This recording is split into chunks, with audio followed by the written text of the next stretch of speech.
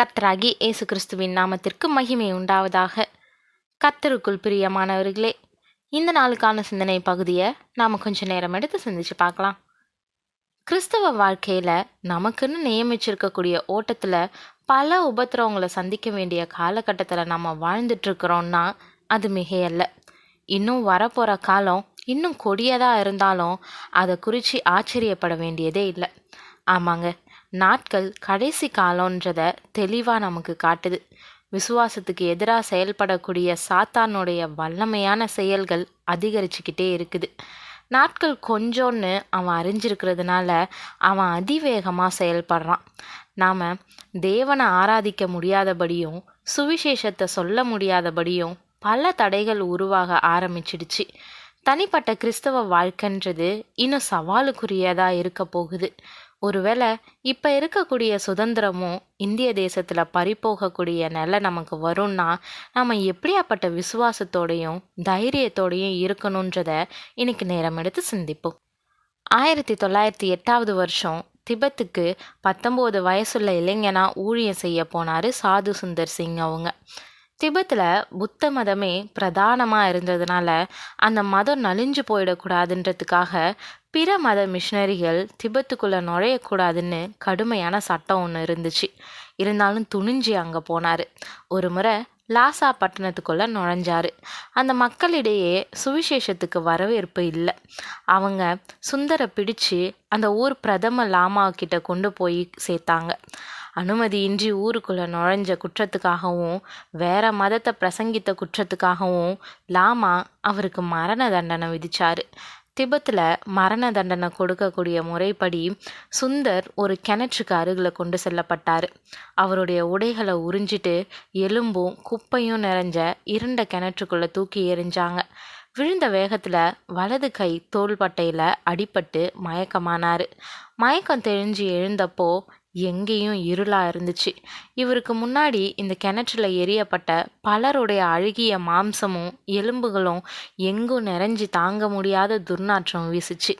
கை வச்ச இடம்லாம் அழுகிய மாம்சமும் எலும்புகளுமா இருந்துச்சு. தோல் அடிபட்ட இடம் தாங்க முடியாத வலியை கொடுத்துச்சு. அப்போ ஏசு ரட்சகர் வேதனை அடைஞ்சு உச்சரித்த வார்த்தைகள் தான் அவருடைய நாவலையும் வந்துச்சு. ஏன் என்னை கைவிட்டீர்? துர்நாற்றம், பசி, தாகம், வேதனை இதில் மத்தியில் சுந்தருக்கு தூக்கமே வரல. 3ஆம் நாள் இரவு ஜெபிச்சு மரணத்தை எதிர்பார்த்துட்டு இருந்தார். திடீர்னு கிணற்றினுடைய வாயை மூடி இருந்த கதவுனுடைய பூட்டை யாரோ திறக்கக்கூடிய சத்தம் கேட்டுச்சு. பேராவலோட அண்ணார்ந்து பார்த்தாரு. மேலே இருந்த மனுஷன் கீழே விடப்படக்கூடிய கயிற்றை உன் இடுப்பில் கட்டிக்கோன்னு சொன்னார். அதன்படி இவரும் செஞ்சார். மேலே வந்ததும் அவர் சுந்தரை தூக்கி கிணற்றுக்கு வெளியே விட்டார். நல்ல காற்றை சுவாசித்து கர்த்தருக்கு நன்றி செலுத்தக்கூடிய வேளையில் மறுபடியும் கதவு மூடப்படக்கூடிய சத்தம் கேட்டுச்சு. தனக்கு உதவிய நண்பருக்கு நன்றி செலுத்தும்படி திரும்பினார். என்ன ஆச்சரியம், அங்கே யாருமே இல்லை. அவருடைய தோள்பட்ட வலியும் மறைஞ்சு போயிடுச்சு. அப்போது தன்னை காப்பாற்றியது கர்த்தர்னு அறிஞ்சு தேவனுக்கு நன்றி செலுத்தினார். பிரியமானவர்களே, நாம் ஆராதிக்கிற தேவன் சர்வ வல்லமையுள்ளவர். தம்மை நம்புகிறவர்களுக்கு இயற்கைக்கு அப்பாற்பட்ட அற்புதத்தை செஞ்சு அவங்கள விடுவிக்க வல்லவர். தமக்காக வைராக்கியம் பாராட்டுறவங்களுக்காக வைராக்கியம் பாராட்டக்கூடிய தேவன் நம் தேவன். தேவனுக்காக வைராக்கியம் பாராட்டின தானியேலை காப்பாற்ற சிங்கங்களின் வாயை கட்டிய தேவன் அல்லவா நம் தேவன். அந்த 3 எபிரேய வாலிபர்கள் நேபுகாத் நேச்சார் செஞ்சு வச்ச சிலையை வணங்காதபடி வைராக்கியம் பாராட்டினதுனால அவங்கள 7 மடங்கு எரியக்கூடிய சூளையில் தூக்கி எறிஞ்சப்போ தேவன் அவர்களுக்காக வைராக்கியம் பாராட்டி 4வது ஆளா அவரே இறங்கி வந்து அவங்க நடுவில் உலாவி நெருப்பின் வாசனையும் அவங்க மேலே வீசாம அவங்கள வெளியே கொண்டு வந்த தேவன் அல்லவா நம் தேவன். ஆமாங்க, நாம் ஆராதிக்கக்கூடிய தேவன் சர்வ வல்லமையுள்ள தேவன், நமக்காக யுத்தம் செய்கிறவர். ஆமாம், அவராலே செய்யக்கூடாத அதிசயமான காரியம் ஒன்றுமே இல்லை.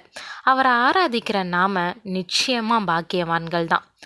நீங்கள் தேவனுடைய ராஜ்யத்தின் நிமித்தம் பாடு அனுபவிக்கிறவர்களாய் இருக்க, அந்த ராஜ்யத்திற்கு நீங்கள் பாத்திரர் என்று எண்ணப்படும்படிக்கு தேவன் நியாயமான தீர்ப்பு செய்கிறவர் என்பதற்கு அதுவே அத்தாட்சியாய் இருக்கிறதுன்னு 2 தெசலோனிக்கேயர் 1:5 பவுல் சொல்றது போல, தேவனுடைய ராஜ்யத்துக்காக பாடுகளை அனுபவிச்சாலும் தைரியமா இருப்போம். ஏன்னா ஜெயம் கொள்ள போறவங்க நாம தான். விசுவாசமா இருப்போம். தேவனுக்காக பாடுகள்லையும் தைரியமா நிலைச்சிருப்போம். தேவன் தாமே கிருபையும் தயையும் செய்வாராக. ஆமேன்.